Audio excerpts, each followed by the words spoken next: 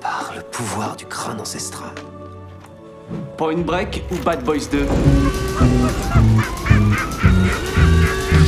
Attrape le chat!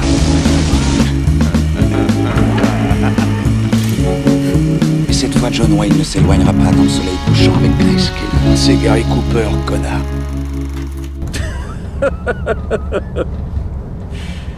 Je déconne. Mesdames et messieurs, bonsoir, bonjour, bienvenue dans ce nouvel épisode de Film à emporter. Je suis Alexandre et je serai votre hôte avec Arnaud. Salut Arnaud. Salut Alex. Aujourd'hui, on va vous parler de Stand By Me, sorti en 87, réalisé par Rob Reiner, film américain avec River Phoenix, Will Heaton, Jerry O'Connell, Corey Feldman, Kiefer Sutherland, Richard Dreyfuss, John Cusack. Et Kiefer, Gros casting. ça fait bien plaisir de le voir. Et ouais, c'est terrible hein, de voir des acteurs comme ça qui avaient déjà autant de charisme aussi jeunes. C'est terrible. Dans le film, il est mortel. C'est quoi. terrible. Ouais, carrément. River Phoenix aussi est très charismatique. Le film nous raconte l'histoire d'une petite bande de potes, de gamins de 12 piges dans les années 50-60 et qui partent à la recherche du cadavre d'un enfant qui a disparu en pleine forêt et dont l'un des enfants entend... on dit sur je crois que c'est le grand frère qui a repéré le cadavre, C'est ça, ouais. et du coup se disent qu'ils vont aller le retrouver et du coup passer pour des héros entre guillemets et des célébrités parce qu'ils auront retrouvé l'enfant. Qu'as-tu pensé de ce film, Arnaud? Bah, une fois n'est pas coutume, c'est moi qui l'ai C'est conseillé. toi, Ah, tout quoi à que, fait. remarque, on a Non, peut-être ces inversé, derniers temps, ouais, moi j'ai peu inversé. Bah, moi j'adore le film, je trouve que ça fait partie des adaptations de Stephen King. Alors, pour le coup, là, c'est adapté d'une nouvelle, Le Corps, qui était apparue dans différentes saisons, ce qui était une très courte nouvelle, donc là, ils en ont étiré. Ça se sent, ouais. Mais je trouve que c'est une des meilleures adaptations. Enfin, pour le coup, je trouve que. Alors, on n'est pas dans le genre fantastique, là, on est vraiment dans un truc un peu, une espèce de quête initiatique. C'est très premier degré, quand même. Ouais, mais une espèce de comédie dramatique. Ouais. Contexte dramatique, mais Ouais. je veux dire, il y a quand même un truc un peu. Moi, il y a presque un côté feel good movie. Moi, il y a aussi ce truc-là dans le film que j'aime beaucoup. Ouais. Euh, Et puis le côté été, tu vois, tu sens les Ouais, gamins ouais. en vacances. Puis on est dans l'Oregon. Alors, c'est tourné dans l'Oregon. On est dans un. Ça se passe dans la ville de Castle Rock, donc la ville fictive inventée par Stephen King. Donc, on imagine un peu un truc dans le Maine, un peu. Visuellement, c'est comme ça que ça rend. Et il y a un côté. Comment dire, simple aussi dans la narration que j'aime bien. Enfin, c'est vraiment. Ah oui, c'est En très, fait, très c'est simple. une histoire très simple, mais qui permet de développer beaucoup de thèmes, notamment le passage de l'adolescence à l'âge adulte, presque, quelque part, du questionnement sur soi-même, sur les introspections des personnages, sur la quête à suivre, sur nos idéaux, voilà, l'amitié, une espèce d'ode à la nature, à l'amitié. Enfin, il y a quelque chose vraiment qui rappelle tout de suite l'enfance. Le temps qui passe, le temps qui se délate un peu, et je sais pas, je trouve que c'est un film, quand je le vois, je trouve qu'il a capté tout à fait ce qu'est l'enfance en réalité. Un truc qui a été traité maintes fois dans beaucoup de films, mais je trouve pas rarement avec une justesse comme ça. Enfin, je trouve que moi ça me renvoie juste avant l'adolescence, vraiment le côté, le goût de l'aventure, Ouais, carrément. une espèce d'ambition un peu démesurée Ouais. par rapport à nos projets de vie aussi, parce que c'est un des moments où on est dans un niveau d'études où il va décider ce qu'on va devoir faire après. Il y a plein de questionnements existentiels propres à l'enfance dans lesquels je me suis reconnu en regardant le film. Puis je trouve que ils sont 5, je crois, 4 enfants. Ils sont 4. Ouais, le 4 d'acteurs, je trouve qu'ils sont Ils tous sont incroyables. mortels. Ils sont mortels. En tête, pour moi, River Phoenix. Ah bah non, mais oui. Vraiment, il a toujours été excellent. Corey Là, Feldman c'est- aussi, hein, qui est très très bon. Ouais, Enfin, complètement. Mais même ils sont tous super Oui, ils bien. sont mais tous je super trouve bien. que Mais River Phoenix, c'est un lui truc au-dessus des autres. au-dessus des autres, déjà en termes de charisme aussi. Ouais. Et puis d'ailleurs, c'est en tout cas l'un des films qui l'a fait vraiment exploser sur le devant de la scène après. Hein. Donc lui, c'était en 86, il est mort en 93. Donc 93, une overdose dans le bar où se produisait Johnny Depp le même soir. Putain, mais attends, mais il avait quel âge alors quand il... Et bah du coup, il devait avoir... quand il est mort, tu veux dire? Ouais. Oh, il devait avoir dans la vingtaine. Parce que, Ah oui, non, mais parce que là, il a 13 ans, 14 ans. ouais, à peine, quoi. À Enfin, peine, ouais. ils sont censés avoir 12 ans, donc on va dire que oui, il doit Tourné en avoir 85, 14-15 ans, quoi. Et donc, on l'a revu dans pléthore de trucs, on l'a revu dans le Indiana Jones, le jeune Indy, enfin, qui était déjà super, hein, en plus, sans qu'il arrivait, sans ressembler physiquement à Harrison Ford, à faire il transparaissait un peu de charisme, quoi. Ouais, Enfin, c'est complètement. fou, ouais. Et du coup, du coup, moi je trouve que déjà on est parti par ce quatuor d'acteurs qui sont super, quoi. Ils sont tous hyper attachants à leur manière. Puis la nouvelle est dilatée, c'est-à-dire qu'ils ont étiré l'histoire, ils ont fait un truc très, très spécifique. Et en même temps, je trouve que ça colle à toutes les thématiques de Stephen King, donc tous ses bouquins, plus ou moins, donc par rapport à l'enfance. On a toujours le loupard qui vont les poursuivre, donc là ici Kiefer Sutherland qui est mortel en plus.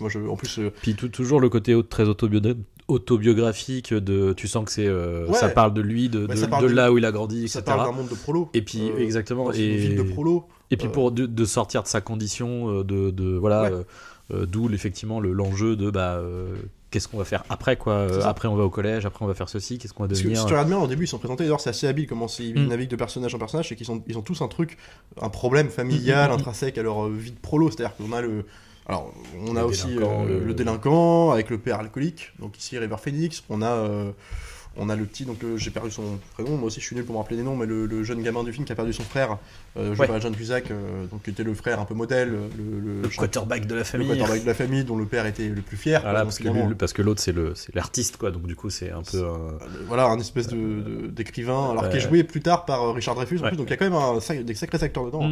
Le casting, ouais. Et qui lui a un truc de culpabilité vis-à-vis de son frère. Même, je pense, parce on voit les parents à un moment donné justement du gamin, et la mère très connue aussi, putain. Alors la mère, alors elle a pas de dialogue dans le film. Non, malheureusement non, mais parce que du coup ils sont présentés comme des parents qui sont endeuillés par. Contre, c'est ça, c'est qu'ils sont effacés quoi, donc par la mort de leur fils prodige quoi, si tu veux, et donc ce qui entraîne le sentiment de culpabilité de comment elle s'appelle, du plus jeune frère. Alors oui. Après. Pour faire mon connard un peu, enfin c'est pas faire mon connard, je pense que je suis passé un peu à côté du film, mais c'est plus dans le sens où c'est très bien, mais la mise en scène je la trouve relativement plate en fait. C'est bien, hein, ça fait le taf, mais tu vois j'ai pas grand chose à en dire quoi, ni en mal non plus du coup, tu vois, mais ouais, moi elle est assez illustrative si tu veux la mise en scène. Voilà. En même temps, c'est propre à Renner. Rappelons Renner d'ailleurs, c'est celui qui a réalisé plus tard aussi Misery en 89, toujours adapté de Stephen King, mais là stricto sensu, c'est le roman avec quelques modifications là, au passage. Et moi, ce que j'aime bien là-dessus, c'est que elle est visuellement, en fait, rien n'en ressort spécialement. Tu ne te dis pas, voilà, il y a de la maestria visuelle. Non. Ce que j'aime bien, c'est aussi dans son montage, dans sa narration. Littéralement, je trouve que, genre, tout le début, moi, la façon de présenter les persos, en fait, moi, j'y crois tout de suite. Il y a un truc de.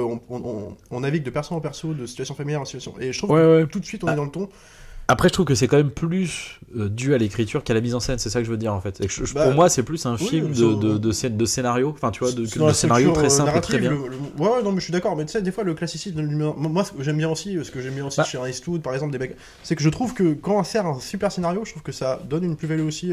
Par contre, t'as pas d'extravagance, c'est lyrique. Ce que raconte le scénario aussi, il y a vraiment un truc de. C'est simple. Mais c'est raccord avec le propos, je trouve. Et puis surtout, ça met en valeur. Je trouve qu'il y a des super panoramas de la nature, de manière générale. C'est vrai que par contre, le décor est quand même bien mis en valeur. Ça, c'est vrai. Puis je trouve qu'il arrive à te faire exister. Et ça, c'est aussi par l'image, je pense. Alors quand même les plans ne sont pas pharaoniques, je trouve qu'il arrive à te faire exister, à te faire croire à cette espèce de ville de perdu reculé, de prolo, avec d'ailleurs, mais aussi par exemple dans les incorporé là pour le coup vraiment au scénario, qui n'était pas dans la nouvelle de base, mais par exemple tu vois les histoires que ça compte les gamins autour du feu par exemple, ou les trucs où en fait pour te faire exister cette ville, ce mode de vie là, on te raconte des histoires extravagantes, donc de la bouche des enfants qui se racontent des trucs pour les faire rire, les faire peur, d'où par exemple la scène de concours de bouffe, tu sais, un peu comme il y avait dans les trucs genre Beethoven à la con, ça, et en même temps je trouve que c'est une mentalité du coin un peu bouseuse quoi, et en fait tu sens que tous ces gamins là ils veulent s'extirper de cette arrogance, c'est la quête de comment on va s'extirper de tout ce monde là quoi,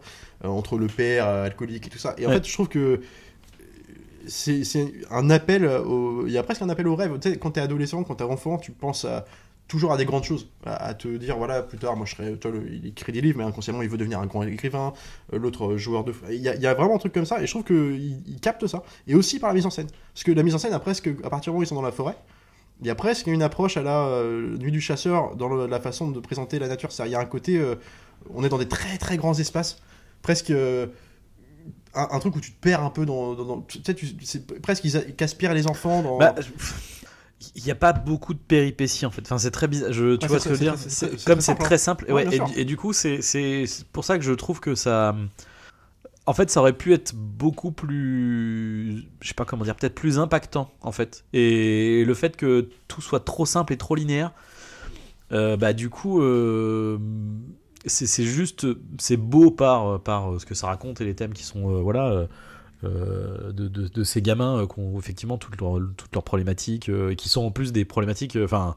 Ouais, on n'est pas sur des petites histoires, qu'on est sur des gros traumas, on est sur des grosses crises existentielles, quoi, qui est quand même énorme à porter pour des gamins de 12 ans, et en même temps, effectivement, ça te paraît pas trop, tu vois. Genre, ils ne parlent pas comme des adultes, tu vois, ce qu'il y a souvent comme problème, tu vois, dans ce genre de film. Mais, alors pour moi ça vient peut-être quand je dis il n'y a pas beaucoup de péripéties, ça vient peut-être de la problématique de l'antagoniste qui est First Sutherland en gros, c'est qui est un peu le leader du groupe des plus grands, tu vois. Mais le truc c'est que en fait il y a deux interactions, quoi. Donc en fait il n'est pas une menace, enfin, il est une menace que à la fin en fait. Mais c'est tout. Et du coup tu vois, je trouve qu'il y a c'est-à-dire que lui il sert un peu de, comment dire, c'est presque un personnage cliché, on peut le dire, c'est l'éternel bien sûr. Du lycée. Mais il est là juste pour qu'il y ait un antagoniste à la fin du film, tu vois ce que je veux dire. C'est surtout, il sert un peu de faire valoir au fait que les personnages, entre le moment où ils partent et le moment où ils en reviennent, en tout cas à la fin, ils ont changé de perception de la vie et de leurs idéaux. Oui, ça c'est vrai. Au début, il y a une scène, c'est pas pour rien qu'ils refont la scène au début où ils sont, à défaut d'être castagnés en tout cas, oui, voilà, ils sont bullies, quoi, par la bande de Kiefer Sutherland, harcelés, quoi. Ils se font même River Phoenix c'est carrément piétiné, enfin il y a un truc de... et puis il va pour cramer avec sa cigarette et tout. Voilà. Non, ça c'est... Ils sont maîtrisés de bout en bout, ils n'osent pas en fait s'affranchir de carcans dans lesquels ils sont voilà, on les impose, quoi. Il y a un truc comme ça au début, donc et leur fuite en avant dans cette nature va leur permettre un peu déjà de comprendre pourquoi ils font ça,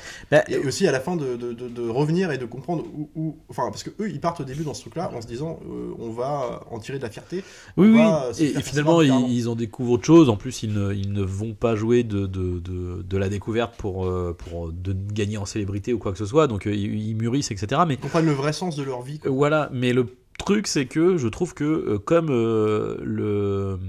les péripéties en fait sont pas très fortes, tu vois. T'as la scène du train, voilà, qui est un peu en tension, bien, tu vois, qui est très bien, qui est très très bien. Pour le coup, c'est pareil, mais c'est la seule, tu vois, qui est un peu en tension, quoi. Et le reste, en fait, ça se passe, c'est littéralement une petite rando sympa, tu vois. Ouais, mais et du coup, c'est ce que j'aime. C'est ce côté Madeleine de Proust. Ouais, mais du coup, je trouve que c'est léger, quoi. Mais après, c'est pas. C'est un film qui est très léger. Ouais. Mais en fait, c'est ce que j'aime, moi. C'est la légèreté, parce qu'il y a un truc aussi. C'est très onirique. Il y a plein de scènes où, notamment, je pense à la scène de la biche. Par exemple. Ouais. C'est des trucs.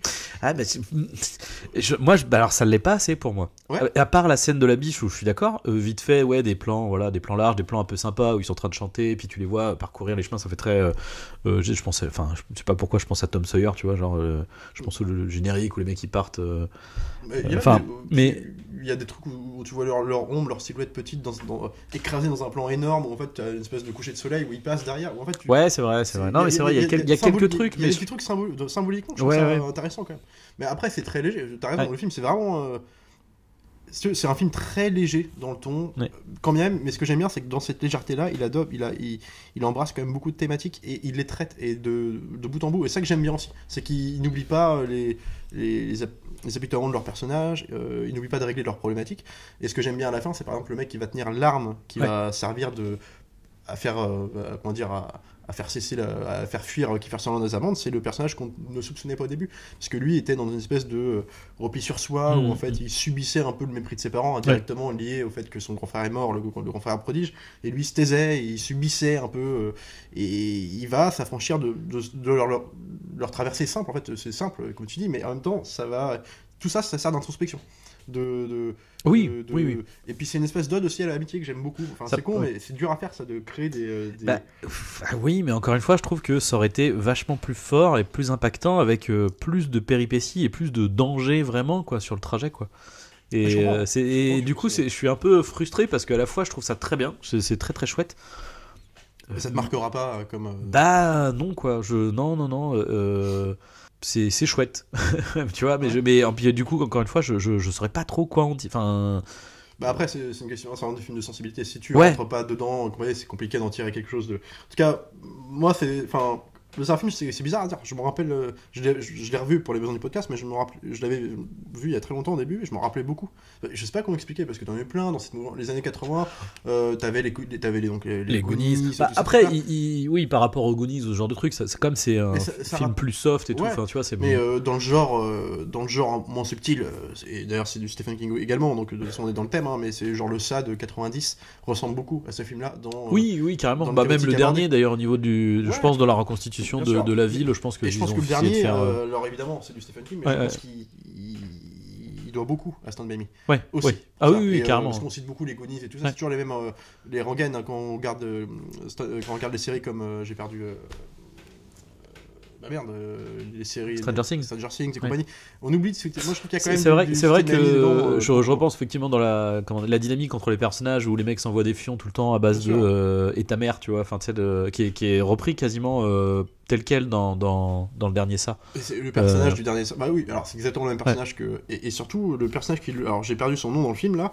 Mais le mec à l'oreille brûlée, là, le petit geek à lunettes. Corey Feldman, j'ai plus son nom. Corey Feldman, mais qu'à l'époque, puisque moi j'aime beaucoup un charisme particulier, on l'avait vu dans beaucoup de films à l'époque. Il est très charismatique, aussi. Il jouait dans les Goonies, je crois. Ah oui, il jouait dans les Goonies, ouais. Il jouait dans le Vendredi 13. Alors, chapitre 4, je tiens à le dire, parce qu'ils sont tous nuls, mais le 4, c'est rigolo.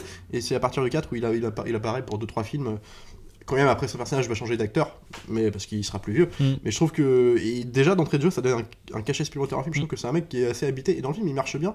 Et ce que j'aime bien, c'est qu'il a le rôle du comique qui est un peu de service, tu vois, du mec provocateur, et mais le vrai grain, quoi. Enfin, avec son père qui l'a mutilé, quoi. Enfin, et tous les adultes du film, c'est ça que j'aime beaucoup aussi, tous sont presque traités comme étant plus immatures que les enfants. Et genre, j'en veux pour preuve quand ils sont dans l'espèce de remise là où en fait ils doivent traverser, que t'as l'espèce de gros prolo qui va tout de suite les attaquer sur leur point faible en fait. Leur faille, c'est la famille.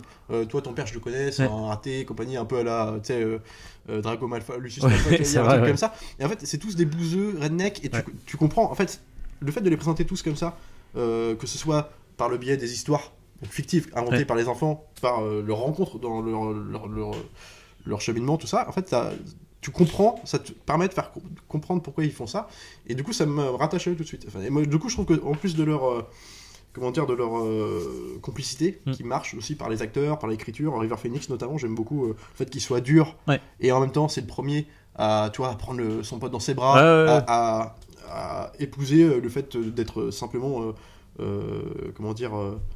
tactile, genre presque à faire des câlins. Il y a un truc comme ça qui, enfin, du coup, une espèce de dichotomie dans le personnage qui marche bien. Et du coup, je trouve que ce quattro de personnages là mélangés à des personnages un peu de bouseux dans un monde de bouseux avec une espèce d'idéologie bouseuse comme ça, je trouve que ça marche bien. Je trouve que ça me fait m'attacher à eux tout de suite. Et du coup, il y a effectivement quelque part cette espèce de truc d'aller à l'encontre aussi d'une certaine virilité en fait, parce que tu vois, tous les personnages, tu vois, autant le père qui aime pas son fils, tu vois, très le côté genre ouais, toi t'es un artiste, c'est limite, t'es une gonzesse, tu vois, genre tu vas voir ce truc là, Kiefer Sutherland pareil, tu vois, c'est très le mâle, c'est pareil, lui c'est le leader du groupe un peu à la mode, tu vois, tu avec sens la scène où il explose en bagnole les enfin tu vois, genre les grosses voitures, tu vois, bien sûr, avec sa bière et tout, et puis comme tu dis, le mec, le garagiste, tu vois, qui est très allez les gars, vous êtes enfin les gamins, enfin tu vois, il y a ce truc là, et eux du coup comme tu dis effectivement très finalement veulent jouer à ça, donc notamment par exemple le Corey Feldman tu vois, qui est très dans l'imagerie de son père qui était à l'armée et tout, donc qui joue beaucoup avec ça, le courage, tu vois, et d'ailleurs il joue un peu la même scène que Kiefer Sutherland où il y a un train qui va arriver et où il dit je vais l'éviter au dernier moment et tout, donc il le regarde et tout, et il est en mode genre allez, enfin, puis il reste, et puis tout le monde est en train de lui dire mais non, mais arrête tes conneries et tout, et Kiefer Sutherland fait la même chose avec le camion du coup qui arrive en face de lui, et pareil où il veut pas, et donc t'as ce truc de la fierté, tu vois, de la fierté du mec, tu vois, et qui est toujours mise à mal, exactement, et du coup justement les autres personnages ont ce truc et d'ailleurs c'est ceux quelque part qui s'en sortent le mieux, d'assumer leur sensibilité en fait. Bien sûr. Mais ça, le film part du postulat aussi de départ, c'est qu'on est tous, notamment quand on est plus jeune, parce qu'on essaye de s'acclimater. On cherche avec des modèles aussi, quoi. Donc on essaye de s'immerger quelque part, ou en fait de coller au code qu'on essaie de nous imposer. Donc au collège, il faut qu'on soit, faut jamais être le plus teubé, il faut jamais être le plus geek, faut toujours essayer de rentrer dans les cordes. Et je trouve que tous les personnages du film au début essayent de se rattacher à ça. Et c'est pour ça qu'ils comment dire, ils font du surplace en fait, ils surnagent. Et du coup, justement, leur rite, là, tout ça, va leur permettre de sortir de ça. Et c'est ce que le film me fait. Moi, le film, sans l'expliciter, me le fait ressentir. Et en fait, vraiment, c'est. Ça, oui, c'est vrai. C'est au niveau purement émotionnel. Il y a vraiment. Tu vois, le film, comme tu dis, il est très simple, il est léger, l'histoire est simple, ça va droit. Et en fait, c'est 1 heure, au plus, c'est 1 heure et demie. Et moi, il me touche particulièrement. Je trouve que ça, je sais pas, je trouve qu'il trouve les mots justes, quoi. Tu vois, genre la scène du train où quand Feldman manque de se faire écraser parce que derrière il fait le con, tout ça. Tu vois, t'as le personnage de River Phoenix qui joue. Vraiment, c'est quand même un peu le dur de service. Ouais. Bah, les deux sont les personnages qui jouent au dur, du coup. Promis un destin tragique. On imagine le mec tolard. D'ailleurs, ils le disent même en voix off. Ils disent oui, plus tard il sera comme ça. Même lui savait. Non, c'est Corey Feldman qui. Corey Feldman le dit, mais même il dit même lui le sait que plus tard il finira mal, tu vois. Et d'ailleurs, ça renvoie à la toute fin où en fait finalement non, il finit avocat quand même. Non, alors non, River Phoenix. C'est River Phoenix. Oui, River Phoenix. Ouais, c'est lui que je parle. Ah oui. Il est promis à un destin de merde parce que son père est alcoolique, tu vois, il fume des clopes, tu vois, il joue un peu les gros bras et tout ça, et en fait c'est lui et puis c'est le délinquant, quoi, c'est le... Ouais, il va finir avocat, puis il va être victime de violence. En fait, c'est lui qui va être la victime de la violence. C'est-à-dire, il va se faire buter, plus tard, on le saura plus tard, des années plus tard. Il va essayer d'aider quelqu'un, et tout ça, en fait, tu vois, cette situation-là, moi j'aime bien aussi le fait que Richard Dreyfuss, donc il joue le personnage de le jeune héros, là, qu'on revoit plus tard, dit, bah ça fait 10 ans que je l'ai pas vu. Et pour autant, c'est lui qui va me manquer tous les jours. Parce qu'en fait, t'as aussi un truc avec ce rapport à l'amitié. En fait, les gens, il y a des rencontres qui se font, des amitiés qui se créent, des amitiés, puis qui se dilatent avec le temps, ou alors qui se perdent, parce que la vie, c'est comme ça. Oui, bah c'est vrai. Et en fait, je trouve que, tu vois, il y a un truc, je sais pas comment expliquer, il y a des amis, par exemple, que dans la vie de tous les jours, qu'on peut ne plus voir, parce que le fait géographiquement, tout ça. Et pour autant, il y a un truc qui est toujours attaché, quoi. Quand tu vas la voir, tu vois, on a vécu des trucs indirectement, même si on se le dit pas, bah ça va matcher tout de suite. Et je trouve que, tu vois, ça me fait ressentir ça. Il a réussi à capter ça, je sais pas, que leur petite aventure légère, là, qu'on croit légère, parce que finalement, en termes de structure scénaristique, elle a eu du sens pour eux. Et en fait, ça a du sens, ça a un sens important qui me... Et du coup, moi, je le ressens. Et c'est pour ça que le film, il est très simple. Bah, il est touchant après. Le film je trouve qu'il a un petit impact émotionnel. Effectivement, pour moi, la grosse force, c'est vraiment l'interprétation des. Enfin, l'interprétation. C'est le parcours des personnages, quoi. Le jeu d'acteur lié à l'écriture, effectivement, est très. Ils sont très attachants tout de suite. Bien sûr. Et ils ont tous une. Alors, peut-être que celui qui a eu un arc peut-être un plus faible que les autres, ça va peut-être être. Jerry O'Connell, qui est le plus léger, tu vois, mais qui est attachant par sa simple présence, qui est attachant, qui a quand même son truc, voilà, de l'éternel peureux, qui va quand même finir par aussi sortir de ses gonds et montrer qu'il peut aussi, c'est un peu alors je crois que c'est Choco dans les carrément, le gros, hein, c'est le petit gros, tu vois, c'est des stéréotypes aussi propres à la Stephen King et à Lauren, tout, oui. Parce que c'est un film qui n'est pas, alors pour le coup c'était l'Embrassis, alors c'était un studio qui a fermé ses portes du temps avant la production du film, qui a été racheté par Columbia, donc c'est Columbia. Ah oui, c'est Columbia, oui, c'est ça ce que je me disais. Mais ça fait film en blind, quoi, littéralement. Oui, dans l'esprit. Bah après, c'est le côté enfant. Alors, film en blind. Le truc, c'est que je trouve que dans les films en blind aussi aventureux. En fait, il y a toujours une petite dynamique un peu fantastique et du coup onirique au sens plus. Fantastique, quoi. En fait, tout de suite, même si tu vois quelque part les Goonies, c'est relativement terre à terre en fait, mais non, tu vois, t'as un truc qui va faire presque cartoon et il y a un côté E.T. et voilà, exactement, c'est ça.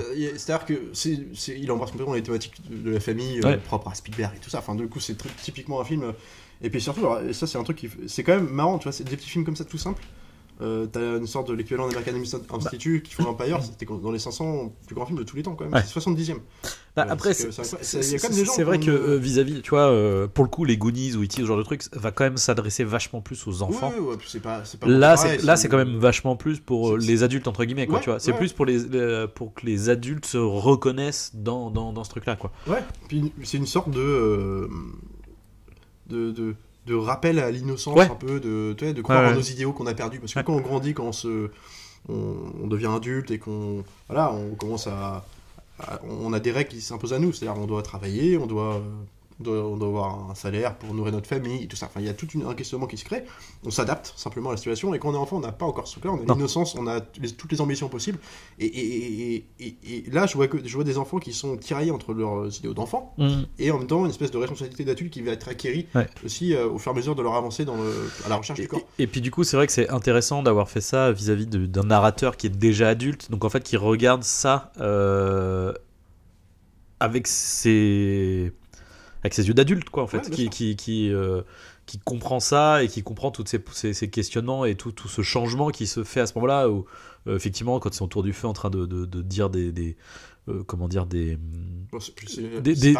enchaînements de scènes de feu de camp, oui carrément, où ils sont en train de bouffer machin, et que en fait ils sont là en mode ouais, on a passé la nuit à discuter de plein de trucs qui je sais plus comment c'est dit, mais en gros plus tard, les discussions importantes, en gros, ça sera les filles. Mais là, c'est les discussions qui nous paraissent importantes maintenant, quoi. Et du coup, ils vont parler de leur émission télé favorite, du machin, leur bouffe qu'ils préfèrent, des vraies préoccupations d'enfants, quoi. Et puis, ça, pour le coup, c'est un truc de... le rapport aussi, la plupart les titille un petit peu, donc le rapport aussi à la séduction. Où il parle de nana un peu, genre, est-ce que toi, tu t'as fait ça puis le côté, genre, les nichons, tu vois, genre, le truc, vraiment les trucs de gamin, quoi, tu vois. C'est classique, mais en même temps, on est encore dans un positionnement quand t'es enfant, quand tu parles de ça, t'essayes d'impressionner, genre moi j'ai fait ça, j'ai vu ça. Non, mais c'est ça. Et en fait, ils le perdent ce truc-là au fur et à mesure. En fait, il y a une espèce de rapport fraternel qui va naître entre eux, mais notamment, alors ils étaient déjà amis avant évidemment leur traversée, mais surtout à partir du moment où ils avancent, il y a un truc de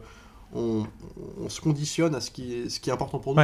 C'est pas tellement l'image qu'on essaie, parce que tout le monde essaye de sortir de leur carcan, c'est en essayant d'impressionner les autres. L'un des enfants, alors le gars, celui qui jouera le narrateur, je parle de Dreyfus, qui en gros qui souffre d'être un peu méprisé inconsciemment par ses parents, parce que ses parents encore une fois dans le deuil de leur aîné, tout ça. Donc lui quelque part c'est un peu le fils sur le côté, et donc lui il souhaiterait un peu comment dire, redorer son blason, c'est-à-dire il souhaiterait les impressionner, notamment c'est aussi pour ça qu'il va chercher le corps au début. Tous les enfants c'est ça, ils veulent impressionner les autres, tu vois, ils veulent devenir les héros, et puis en fait ils se rendent compte au fur et à mesure que c'est pas ça l'important. L'important c'est qu'est-ce que ce truc nous a apporté, de quoi on s'est affranchi, c'est-à-dire à la fin ils sont capables de répondre à Kiefer Sutherland, de lever une arme sur lui, de prendre leurs responsabilités aussi. Il y a un truc comme ça, et c'est comment en fait un simple voyage de 2 jours. En plus ce que j'aime bien c'est qu'il y a un temps dilaté, et moi ce que j'aime bien dans la structure du film c'est que tu sais pas trop combien de temps ça pèse. En fait, oui c'est vrai. En gros la première journée est plus longue que la deuxième, globalement. En fait tu sais pas trop, c'est bizarre, il pourrait partir une semaine, c'est pareil quoi. C'est vrai. Et ça que j'aime bien aussi, c'est que quand je dis la nuit du chasseur, c'est que, alors c'est pas évidemment c'est pas la même approche, mais il y a un côté de mère protectrice. En fait, dès l'instant, on est dans la nature. Oui, je vois ça, d'accord, ok. Vu comme ça, je comprends, ok. On est emporté par un truc qui est plus grand que nous, et en même temps, on est à l'abri de tous les problèmes, tous les parasites. Les parasites, c'est les adultes. Mais aussi Kiefer Sutherland, du coup. C'est-à-dire tous ces gens-là qui viennent de l'extérieur, qui vont venir parasiter. Sutherland revient à la fin, il parasite, puis en fait, finalement, à la fin, ils sont déjà dans leur évolution, et à la fin justement ils ont le dessus sur lui.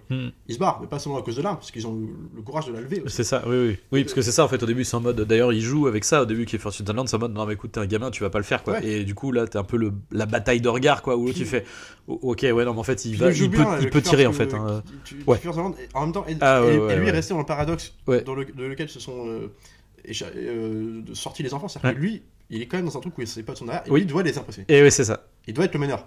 Que les autres ont déjà perdu ce truc-là. Alors du coup, lui, il essaye de rester là, mais en fait, dans son regard, et c'est ça qu'il le joue très bien, il a la prestance du mec qui veut en découdre, et en même temps, son regard dit non, je me casse, quoi. Puis t'as aussi le truc de, justement, il jauge, quoi. Comme il a jaugé la voiture au début, il est en mode genre c'est bon, j'ai gagné, et puis là, c'est... Au début, il jauge les enfants, la première scène, t'as une tarcation entre eux, la première scène avant qu'ils partent, il les jauge et il comprend qu'il a l'ascendant, quoi. C'est ça. Et là, il comprend que là, ils peuvent le faire, quoi. Et donc, en fait, c'est inconscient. Il n'y a pas beaucoup de dialogue là-dessus. Non, et ça, c'est très bien fait pour le coup. En 1h30, tu vois. Et moi aussi pour ça. Alors, oui. Et c'est là aussi pour ça que j'aime bien ce genre de film-là, c'est que, putain, ils n'avaient pas besoin de 2h30 pour traiter autant de thématiques. En 1h30, tout se resserre. Alors, c'est simple, hein. Mais putain, en même temps c'est lyrique et tout, et moi ça me manque aussi, ce genre de scénario là, quoi. Ça c'est vrai. De structure narrative, d'approche, quoi. Je trouve que en plus tirer ça d'une nouvelle, je crois qu'elle faisait 10 pages, enfin c'est un truc tout court. C'est chapeau quoi. C'est un peu comme Les Évadés, tu vois. Moi, Les Évadés, c'est un film qui alors c'est autre chose, un univers carcéral, tout ça, mais je trouve que dans l'approche dans l'approche des sentiments de la sensibilité des personnages. Je trouve qu'il y a un truc aussi, une espèce de maturité là-dedans, d'écriture. Oui, ah bah par contre, non mais oui, par contre, ça, c'est clair que... Ouais. Parmi les meilleures adaptations de King. Ouais. Et tu vois, c'est pas commun, quoi. Alors, le budget du film, c'est 8 millions. Il a rapporté 52 millions aux États-Unis et 500 000 entrées en France. Mais pour un film comme ça, c'est pas petit, quoi. Ouais. À l'époque, c'est comme un tout petit film, tu vois, La Colombière et tout. À l'époque, ça devait être réalisé par. Alors moi j'ai découvert ça pour les besoins du podcast, je savais pas du tout, c'était Adrian Mann qui devait réaliser le film. Ah ouais, ok. Adrian Mann, donc le mec qui a réalisé tous les thrillers érotiques. Oui, voilà, c'est ce que j'allais dire. Alors moi j'aime beaucoup Adrian Mann, pour le coup j'ai une tendresse parce que Liaison fatale, oui c'est ça, Liaison fatale, Stand By Me, c'est pas trop la même. L'échelle de Jacob, alors, du coup, pour tu vois, genre. Enfin, Arthur comme moi, t'as Infidèle avec Richard Gere, j'adore ces films-là. Enfin, peu importe, il a fait des conneries. Hein. Je crois qu'il a fait le truc avec Anna de Armas récemment avec Ben Affleck, ouais. Je l'ai pas vu, il paraît que c'était une catastrophe. Mais ah ouais, bah j'ai plutôt. Bon, je suis mitigé, ça c'est plutôt 50-50. En tout cas, moi j'aime bien ce genre de mec-là, et c'est lui qui devait faire ça, alors what the fuck, quoi. Puis finalement, en fait, lui, il sortait d'un film, il avait prévu des vacances. En fait, c'est simplement son besoin de vacances qui a fait qu'il l'a pas fait, et c'est Rob Reiner qui l'a fait. Et Rob Reiner qui est un acteur aussi à l'époque, avant d'être un réalisateur. Et je serais incapable de dire si je préfère Stand By Me ou Misery, parce que c'est pas du tout le même genre. Alors pour le coup, Misery embrasse plus le côté spectaculaire du suspense à Hitchcock, c'est-à-dire dans un huis clos, et qui marche. Misery, j'adore, tu vois. Mais pareil, avec une direction d'acteur. C'est-à-dire que t'as Kathy Bates dans Misery. Et là, ils sont tous super, quoi. C'est vrai que pour le coup, ça c'est encore une fois, c'est clairement à le mettre à son crédit, c'est que la direction d'acteur, elle est vraiment impeccable, quoi. Enfin. Et River Phoenix, moi pour le coup, je pense pas que ce soit pour rien. C'est pas seulement parce que c'est le beau gosse du groupe, on va pas se mentir, mais t'as aussi ce truc de. Il est à la fois viril, il y a un côté de virilité dans le personnage de petit garçon qui est. C'est le leader, quoi, aussi, donc ça donne ce truc-là. Plus sensible que les autres en même temps. Ouais. Toi, quand il pleure, il se met à pleurer à un moment avec. Toi, il se confesse, puis il a quand même le besoin de rappeler à ce moment-là. Ouais, mais je pleure comme une pédale, enfin un truc comme ça. Ouais. Et ce tiraillement marche bien. En même temps, il joue beaucoup. Alors, je pense que c'était pas du tout l'intention, mais du coup, il y a parfois des regards un peu. Ça pourrait être une romance, que ça serait même pas gênant, quoi, tu vois. C'est bizarre, il y a un truc c'est unique, quoi, leur relation. Et puis en même temps, il impose un respect total, c'est-à-dire que les autres le prennent un peu en admiration. En tout cas, le personnage. Tous globalement, parce que à chaque fois, tu sais, même avec. Tu sais, il a vraiment ce truc avec. Alors.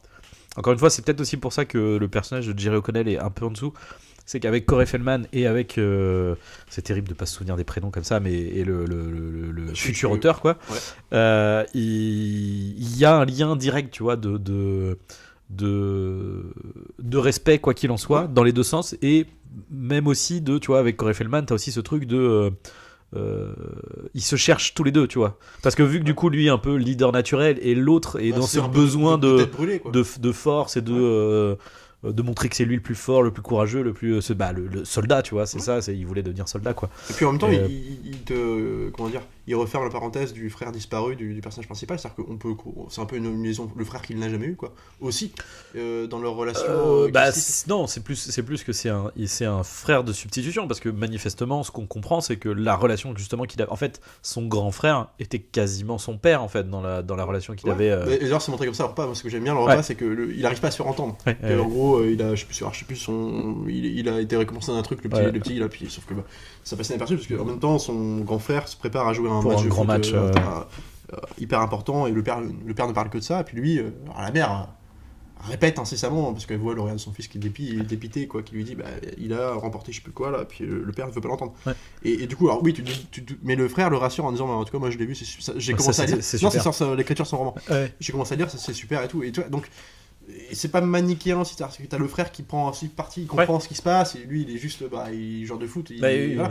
Et j'aime bien aussi, c'est pas, tu vois, c'est pas gris, c'est pas noir blanc. Et quand je parle de rapport au frère, c'est que t'as une sorte de... Mais ça reste un frère disparu malgré tout, quoi.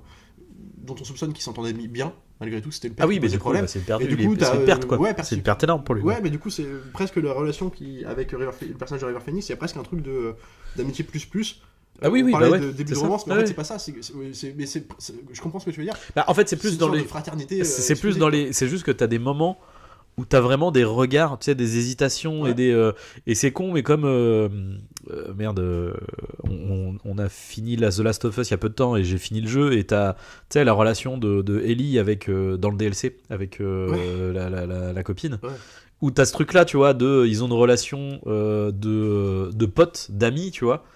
Mais en même temps, bon, du coup, qui va vraiment complètement du côté de la romance dans le cas de The Last of Us, mais t'as ce truc, tu vois, dans le jeu des regards et tu sais, ils se posent, ils se regardent. Enfin, tu vois ce que je veux dire, Mais tu vois, c'est là où une série comme Last of Us. Alors, je parle plus du jeu pour coup. Enfin, plus Ah ouais, que, pour même le s'il y a ça aussi dans la série, mais dans le jeu, t'as ça, tu dans vois. le jeu, ça marche bien. C'est par exemple, en comparaison rapide, en digression, mais sur la série The Last of Us, c'est là où pour moi ça marche pas du tout. Et plus je repense à la série, plus je me rends compte. Parce que je trouve qu'il manque à la série. Parce que, alors la série, tout le monde la vante sur ses qualités scénaristiques. Moi je trouve que c'est le problème de la série. Surtout que du coup, c'est pas ses qualités, parce que c'est celle du jeu, quoi, du coup. Donc, Ouais, mais celle du jeu. Ouais, mais alors, celle du jeu, dans la manière dont c'est fait, je trouve que ça passe beaucoup. Bah, c'est ça, c'est une question de mise en scène, hein, du coup. Complètement. De tout. Ah oui. Moi. Bah, pour le coup, alors ceci dit, c'est peut-être intéressant finalement de partir là-dessus, parce qu'en fait, du coup, le jeu Last of Us a une simplicité comme celle de Stand By Me en fait, que n'a pas effectivement la série, qui voudrait peut-être se la jouer beaucoup trop, tu vois, comment dire, beaucoup trop plan léché et esthétique, tu vois, un peu. J'ai même pas trouvé moi. Ils essayent, enfin tu vois, tu sens qu'ils essayent de jouer avec ça, quoi. C'est une fonctionnelle de série télé, quoi. Alors simplement qui fait illusion parce que les décors sont beaux et puis ça donne l'impression que en fait, c'est du champ contre champ. Je suis désolé. Mais tu vois, pour moi ça me dérange cette série là, c'est parce que contrairement au jeu, à la fin, quand j'ai Ellie qui devient animale, parce qu'elle a vécu des choses tellement horribles, et comme elle prend tout à la légère, en mode j'insulte tout le monde, tout du long, en fait, t'as pas l'impression qu'elle a vécu des choses terribles, puis à la fin, qui devient genre le retour à l'âme humaine, tu sais, genre le côté primal, tout, n'importe quoi. Après, c'est aussi la problématique du coup du choix de l'actrice, dans le sens où. Elle est trop vieille en fait. Enfin c'est con, mais parce que dans le jeu, tu comprends bien, tu vois bien qu'elle a 12-14 ans. Enfin, je suis désolé, mais en fait, elle a beau faire jeune, tu vois bien qu'elle a 18 piges, la nana, quoi. Et puis, juste avant de revenir oui, c'est vrai. Et ça change. J'en fais la parenthèse, mais je suis désolé. Ouais, mais c'est justement, en fait, pour revenir à Stand By Me, tu vois, c'est des gosses. Alors peut-être qu'ils ont 14 ans, ils sont censés en avoir 12. Enfin, du coup, c'est quand même déjà pas la même chose. Enfin, en termes de ressenti, c'est quand même déjà global. C'est des enfants, quoi. C'est des enfants, mais c'est surtout. Enfin. En fait, il y a dans ces films qui sont simples en apparence, légers, et que je comprends le ressenti que tu peux avoir dessus, parce que je comprends. Non, mais après, il est très bien, c'est juste que du coup, c'est plus en termes de mise en scène, du coup.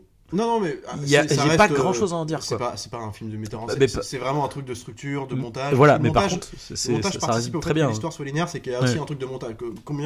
Quel plan on met, combien de temps il dure. Je trouve que ça joue, donc je l'englobe ça dans la mise en scène, mais effectivement, il n'y a pas de maestria à côté de ça. Mais pourquoi ce film-là me marque? Parce que moi, par exemple, moi qui écris beaucoup à côté de tout ça, des podcasts, tout ça, de mon boulot, c'est un truc que je rêverais d'écrire. En fait, je trouve qu'il touche en fait, je comprends. Dans les rapports entre les persos, je trouve que c'est un truc que je retrouve plus aujourd'hui, ou très peu. Et quand t'as des trucs sacralisés comme The Last of Us, toi, et The Last of Us, ça va faire très binaire mon raisonnement, horrible et compagnie, mais je suis désolé, je trouve aussi que même le choix de casting, pas seulement parce qu'elle est vieille et compagnie, même physiquement, ce qui marchait dans le jeu, le fait qu'elle devienne un peu animale, tout ça à la fin, c'est parce qu'elle était pouponne, elle était mignonne, elle était jamais une fille comme ça, souriante, qui ne soit pas aussi casse-couille qu'elle, parce que dans la série elle est quand même insultante avec tout le monde. Alors sous prétexte qu'elle a du caractère, non, elle était juste casse-couille avec tout le monde. Le fait d'avoir une jolie petite fille qui a du caractère, mais qui le montre autrement, qui est là, en fait, qu'elle devienne animale derrière et compagnie quand tu joues au deuxième jeu, ça choque. T'as un truc d'impact que là, non, je suis désolé de le dire, tu vois, et c'est pas un truc de. En fait, c'est aussi une problématique. Ça joue aussi, quoi. Ouais. Après, je pense que dans le cas de Last of Us, je me suis fait la réflexion en jouant au jeu, c'est que je pense qu'ils l'ont plus choisi pour The Last of Us 2 que pour le premier. En fait. Mais du coup, ça pose problème, je suis d'accord. Je comprends. The Last of Us 2, le jeu marche parce que t'as eu le premier, justement. C'est ça le problème. Oui. Et là, donc moi, c'est le problème que j'ai. Et puis, à doubler avec une espèce de mise en scène, mais plate, je suis désolé. Enfin, moi, du coup. Non, avec leur. Mais de toute façon, même au début, on n'a jamais été trop. Oui. Je trouve que c'est vraiment un espèce de. Ouais, de paix dans la soie. Non, mais ça, c'est vraiment le non-événement, quoi. Et d'ailleurs, je pense que typiquement, là, on n'en parle déjà plus. Et je pense que dans 2 mois, bien sûr. Et voilà, et donc, voilà. Et je trouve que voilà, un truc comme Stand By Me, et même les Goonies dans une autre manière, mais je trouve que c'est des films comme. S'ils ont un statut culte comme ça, c'est parce qu'il y avait quelque chose. C'était pas seulement parce que. C'est vrai. Mais c'est ça. Touchait à quelque chose, quoi. Par contre, ce qui est intéressant, c'est qu'il y a vraiment les deux facettes de l'enfance, en fait. Tu vois, c'est-à-dire que, effectivement, comme on dit, la Stand By Me, c'est vraiment avec une vision d'adulte et un recul d'adulte, mais par contre, qui est vraiment lucide et juste, quoi. Effectivement, combien de fois on tombe sur des trucs où t'as des gamins et on se dit, genre, mais en fait, aucun gamin ne parlerait comme ça, quoi. Ça ne fonctionne pas. Bien sûr. Là, ça marche à fond. Et Spielberg, lui, à l'inverse, bon, même s'il est producteur dans le cas des Goonies, mais on va dire pour E.T. par exemple, a ce truc de justement une vision d'enfant, du coup, aussi. Donc, donc c'est hyper intéressant, quoi. T'as d'un côté la vision d'enfant, de l'autre côté les enfants vision d'adulte, enfin d'un recul d'adulte, quoi. C'est ça. Donc c'est très Et je intéressant. trouve que c'est pas innocent même dans les choix de carrière qu'auront les personnages plus tard. Ouais. On le saura par la voix off, hein, donc de Richard Dreyfuss, justement, qui raconte un peu, qui relate un peu ce qui s'est passé autour de ses amis, tout ça, à qui il a perdu de vue, tout ça. Et moi, ce que j'aime bien, c'est que par exemple, le personnage de River Phoenix devait devenir avocat, mais c'est pas pour rien qu'il devient avocat. Parce que comment il est traité dans le film, il défend ses potes, il est toujours là, en fait, c'est presque inconscient. Puis il subit une injustice, il y a un peu ça aussi dans son trauma. On peut comprendre qu'il puisse. Voilà, c'est logique. Mais tu te poses même pas la question quand tu le fais. En fait, tu te dis, bon, en fait, c'est quand tu réfléchis, tu te dis, mais en fait, tout ça, c'est amené. C'est hyper, bien c'est sûr. posé. Même on a le personnage du cérébral, le jeune qui ouais. devient un écrivain, qui est déjà en train d'écrire. Mais, il voit la biche, il le dit pas parce qu'il est dans son. Mais même Jerry O'Connell, tu vois, qui a ce truc de bah tu sais, c'est le petit gros, c'est machin, tu sais, tout de suite on va dire bah lui il va galérer avec les filles, bah non, c'est le premier qui va avoir une femme, 2 enfants, il va construire sa famille avant les autres. En fait, je trouve ça parce qu'ils sont persuadés d'être en train de cocher toutes les cases, d'être dans des cases de trucs genre bah toi t'es promis. Ils arrêtent pas de le dire. Au début, le petit il le dit, il dit bah toi, enfin lui il était promis un avenir de merde, comme j'ai dit tout à l'heure. Même lui il pensait. Finalement il va devenir avocat. En gros, on peut imaginer que le petit gros arrête pas de se plaindre, que les autres sont plus courageux que lui, tout ça, qui peinent difficilement à les suivre et tout ça. Avec les filles, c'est la même chose, on imagine. Et du coup, on se dit, bah, ce mec-là, il pense qu'il va finir un peu célibataire. Et non, il va s'affranchir de ça, de ces codes imposés. Et c'est ça que j'aime bien aussi. Il y a un truc d'espoir dans le film. Alors, il y a que Corey Feldman qui, du coup, un peu. Alors, Corey Feldman, je sais plus. Parce que lui, du coup, bah, d'abord, il fait de la tôle. Après, il finit par bosser, être. Voilà, mais il y a ce truc de. Mais en même temps, tu le vois dans son parcours aussi, que le spectre de son père va le suivre très longtemps. Plane complètement dessus lui. Bah, tant pis, son père est décrit comme un. Et on en parle beaucoup de son père parce que on y fait référence quand il trouve le mec le mec à l'espèce de dépôt de. Le garagiste là. Ouais, le garagiste de cimetière de bagnole là, tu sais, qui lui dit mais je connais ton père, c'est un raté, t'as brûlé l'oreille. Et puis surtout c'est un fou. Il dit c'est un fou. Il sort d'asile psychiatrique. Bah en gros le post-traumatique quoi. Il a fait la Seconde Guerre mondiale. Parce que du coup le petit ne jure que par ça. Il a fait la Normandie. Et puis surtout il se raccroche à ça comme si c'était. Comme si lui-même voulait s'auto-convaincre qu'il était pas dans une vie de merde. Ouais, c'est ça. Déjà, c'est mon père, c'est un héros. D'espoir quelque part. Et justement, c'est ce mec-là qui arrête pas de se vanter aussi. Bah justement, par contre, le fait de ce mec-là, c'est que c'est l'inverse. Lui, il dit oui, moi, en gros, il s'en vante, tu vois. Et c'est pour ça que ça le blesse autant qu'on attaque son père.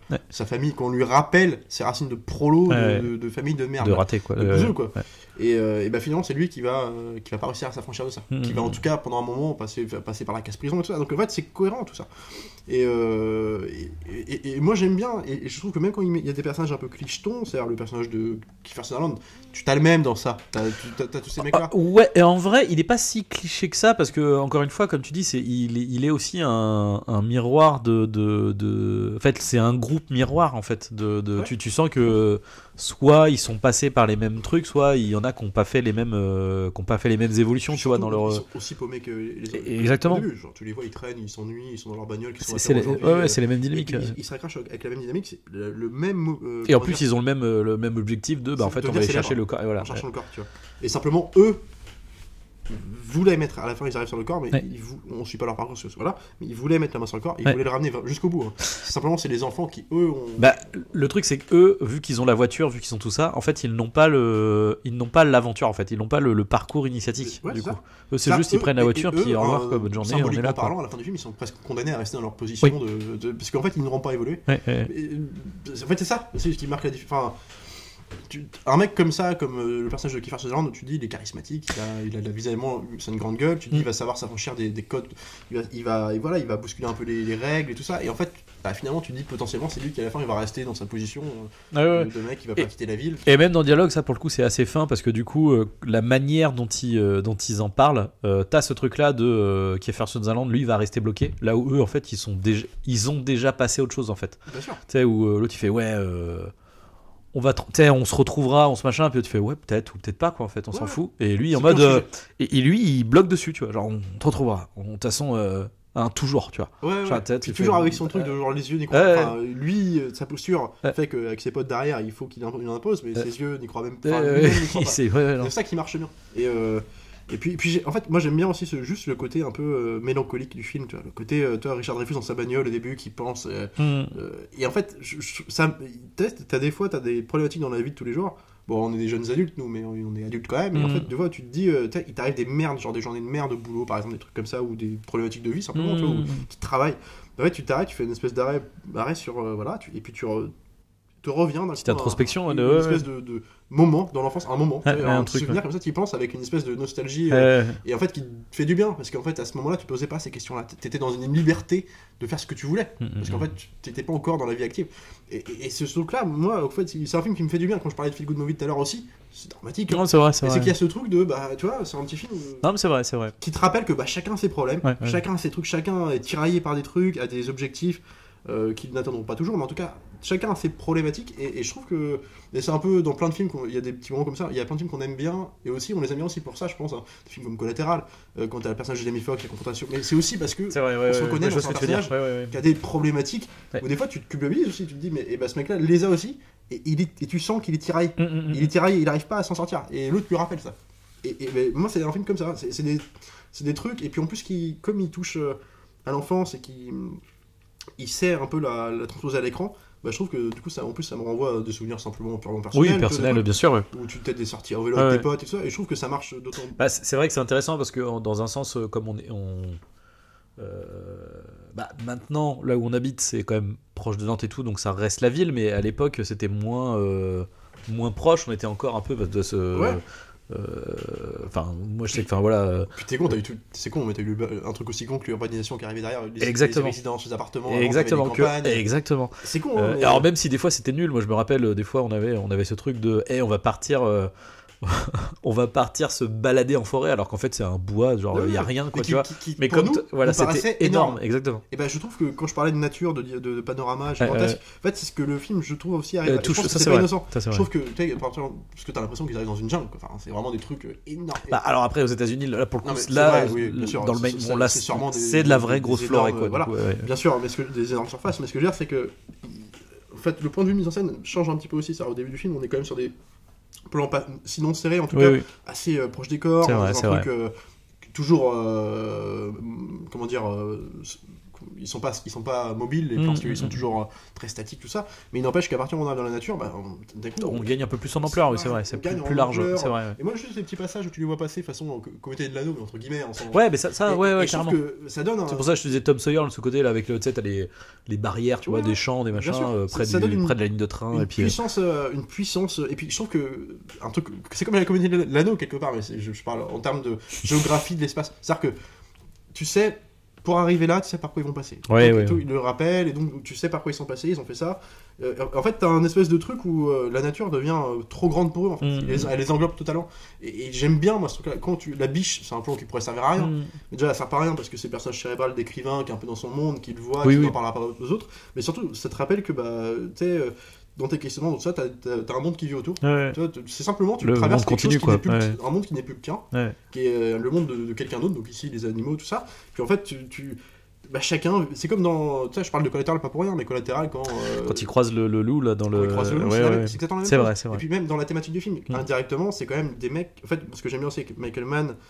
Alors je compare pas, je digresse, mais c'est juste une façon de dire quand je parle de. Non, mais c'est juste d'instant, quoi. C'est que Michael Mann, ce que je vais aimer, c'est par exemple, il y a une scène où, je sais pas, rappelle-toi de la scène où Tom Cruise, le personnage de Jamie Foxx jette la manette de Tom Cruise par le pont qui se fait écraser par les bagnoles. Là, t'as un espèce de scène de duel, Tom Cruise arrive, il le donne un crochet, il le met par terre en gueulant, tu vois. Et avant qu'il y ait la focale qui se stabilise sur les deux, en serré, il te filme ce que tu vois du pont. La ville derrière. Donc ça dézoome, et en fait, la stabilité se refait sur les deux visages. En fait, pourquoi il fait ça? C'est simplement pour dire, l'histoire que tu suis là, c'est au milieu de. En fait, comment dire, l'effet que ça donne, c'est en fait, tu suis une histoire qui est certes prenante, et c'est un thriller, en même temps, ça pourrait être une histoire parmi des milliards d'autres. En fait, il se passe plein de trucs dans la vie. Simplement, là, on suit eux. Et ça te rappelle toujours, et c'est pour ça que ça te fait toujours exister la vie. T'as toujours. Et là, c'est un peu ça, c'est des trucs comme ça, tu le fais d'une autre façon. Mais je trouve que c'est important. Et aujourd'hui, dans beaucoup de films aussi, on ne prend plus le temps de faire exister. On a vu Les Trois Mousquetaires. T'as un décor qui est important, t'as une mythologie autour de ce décor, t'as une histoire, t'as des modes. Il joue un peu là-dessus.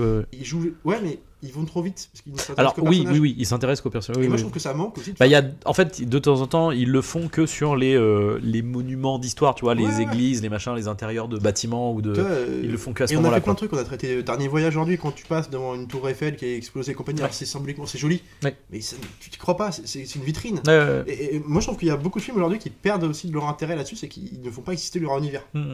Alors du coup, des fois c'est cynique, alors des fois on s'en moque même parce que tu vois les Marvel tout ça. Et du coup, bah c'est important quoi. Tu dois croire aussi à l'univers dans lequel évoluent les personnages pour croire aussi Ouais, bien à sûr. l'histoire. Bah, c'est le décor, la scénographie, en fait, elle participe à raconter les personnages en C'est fait ça. aussi, Et là, je trouve que l'histoire le qu'on est en mec, train de en suivre. 1h30, il le fait. Puis Ouais. en plus de répondre à ces thématiques-là, donc c'est pour ça que le film est léger dans ce qu'il te propose, mais en même temps, dans ce Il est que tu en complet, retiens, je trouve que c'est vachement complet. Ouais, c'est Et vrai. je pense que c'est des films, genre de petits films qui marchent pas pour rien. Je pense que ça touche les gens et que. Et toi, moi j'étais voir le retour de Jean aujourd'hui encore, il a des trucs genre 4,5 sur 5. Enfin, tu vois, tu te dis pourquoi un truc, c'est pas stratosphérique, tu vois, mais parce que c'est un petit truc qui, à un moment, a touché au cœur des gens, tu vois. Et les gens s'en rappellent pour ça, tu vois. Je pense que quand t'es gamin, tu le vois à 12 ans et que tu t'en rappelles aujourd'hui avec des yeux d'un, je sais pas, quelqu'un génère qui le revoit aujourd'hui, bah je pense que ça te rappelle quelque chose, quoi. Ouais. Puis t'as ton mode de pensée d'époque, tu vois, Donc, voilà, hein, de toute façon c'est connu, hein. Donc ouais, c'était notre retour sur ce film. Tu l'as vu sur Netflix? Je l'ai vu sur Netflix, Ouais, tout à fait. ouais, que plutôt bien. Alors du coup, vous voyez sur Netflix, sautez dessus parce que mine de rien, il est pas facile à trouver. Moi en DVD, j'ai un peu Je galéré. sais même pas. je crois qu'il existe même pas un portage Blu-ray, donc. Ouais, c'est ce que j'allais dire. J'ai jamais trop vu passer le film en fait. Tu vois. En fait, j'ai toujours su que ce film existait, etc. Machin, mais je suis jamais tombé dessus dans des DVD tech ou quoi que ce soit. C'est pas Aligonis, tu vois. Il y a pas ce côté. Donc Bah faut non. vraiment le revoir. Ouais, franchement. En fait, c'est juste le fait que ça soit une adaptation de Stephen King qui fait qu'il a une aura, enfin une aura quoi. Mais Et donc Stephen King dira d'ailleurs de Rob Reiner, parce qu'on lui demande souvent les adaptations ciné, donc là on connaît Shining et tout ça, et qu'il aime pas trop ça, mais parce que il s'éloigne trop de la thématique même de l'alcoolisme, de son roman, tout ça, mais il sait qu'il y a plein d'adaptations qu'il aime pas, d'autres qu'il aime bien, donc même certaines à laquelle il a participé, je pense à Cimetière, que j'aime beaucoup le premier en tout cas, non pas pour sa mise en oui, alors non pas le remake, mais c'est pareil, le premier Cimetière de 80, c'est Marie Lambert, alors 89 je crois, en fait les acteurs savent pas jouer dedans, il y a plein de trucs qui vont pas si tu veux, formellement, hein. Mais ça n'est pas du tout, c'est fonctionnel, mais simplement il se dégage une espèce d'atmosphère, mais dégueulasse, enfin un truc de malaise. Ouais, il a réussi à toucher un truc de malsain quoi. Je sais pas, t'as des visions d'horreur dans des trucs qui font. Moi je me rappelle des flashbacks avec la grande sœur de le personnage de la mère qui était anorexique. Enfin, c'est vraiment terrible. Et le film est pourtant cinématographiquement, c'est pas une. C'est pas mais ouf. simplement, il a marqué les gens aussi. Et les gens, généralement, le citent souvent. Ouais. Cimetière 1. Tu vois, le 2, réalisé par Marie Lambert aussi, était une catastrophe, mais peu importe. Il y a des petits moments comme ça, et Stephen King dira de Rob Reiner, je sens qu'il a. En fait, il a beaucoup de sympathie pour lui parce que justement, ces deux adaptations, que ce soit à la fois donc Misery et Stand By Me, arrivaient à retranscrire ce truc de prolo qui est propre aussi à Stephen King, quoi. C'est vraiment des comme un mec comme Frank Darabont. Tu vois, Frank Darabont avec La Ligne Verte et Les Évadés surtout, il touche à ce truc-là, à une espèce d'humanité absente dans beaucoup d'adaptations de Stephen King que ces deux mecs-là, Rob Reiner et Darabont, retrouvent, quoi. Les Évadés, c'est pas un film, c'est quand même un postulat d'un mec dans une prison. Mais pourquoi il marche et pourquoi les gens le citent souvent? Parce que dans les rapports entre les persos, il y a un truc qui fait que c'est universel. Et c'est ce que je retrouve dans ce temps et demi, tu vois. Et donc je pense que il a au moins le bon goût, Stephen King, de le dire. Aujourd'hui, c'est beaucoup des adaptations spectaculaires. Tu sais, t'as eu encore une dernière fois, t'as eu Firestarter, t'as eu plein de trucs. Firestarter, c'est quand même plus c'est un petit budget en plus, tu vois. C'est bien sûr, mais dans le côté. Mais par contre, oui, c'est vrai que ça veut se faire un peu. Tu vois, ça 1, ça 2 sont. Moi, j'aime bien, tu vois. Et je veux dire, même le 2, je l'aime bien. C'est des grands trains fantômes, quoi. Mais c'est des grands trains fantômes. Ouais, mais en même temps, t'as un côté conte de la crypte aussi que j'aime bien. Ouais, carrément. On montre le monstre, on assume, quoi. Non, puis là aussi, c'est aussi les gamins.